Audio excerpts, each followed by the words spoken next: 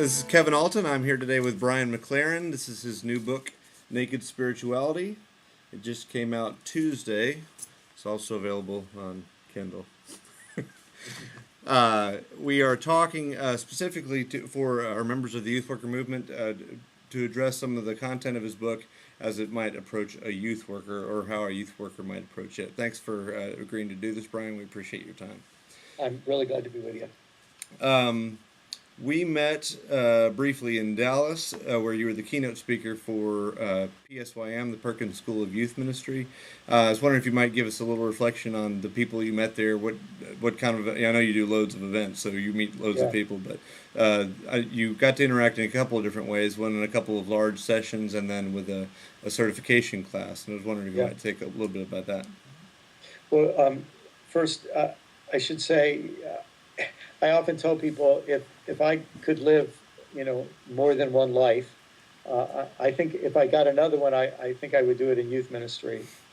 And the older I get, the more strongly I feel that, especially in these times, because I think the amount of change that we're grappling with in a couple of generations means that very few of our churches will be able to cope with the change, and maybe they cope with it once. They're in the 70s, or they're stuck in the 50s, and you get to the 70s, and they compromise to the 60s. Right. But then you're in the 90s, and they maybe can make it to the 70s. But it's just so grueling for people, and I'm not insulting anybody by saying that. I just think it's hard for all of us human beings to change. And what youth ministry has to do is it has to keep jumping ahead to meet kids right where they are. And I think that was one of the things that really struck me especially when I was with the certification class and, got to listen and interact a lot more. It was just obvious for, these youth workers, they understand that they're on the pioneering edge of things. And I came away from that event just feeling two things. One, very heartened about the quality of the people who were there and the quality of I'm not talking about myself, but just the program, the training, that they're getting. And then, if I can be really honest, I also felt a certain sense of sadness knowing that not many churches will appreciate what sharp, wonderful people these are, because they'll be measuring success, by other measures. So, but I was so impressed and pleased and thankful, and I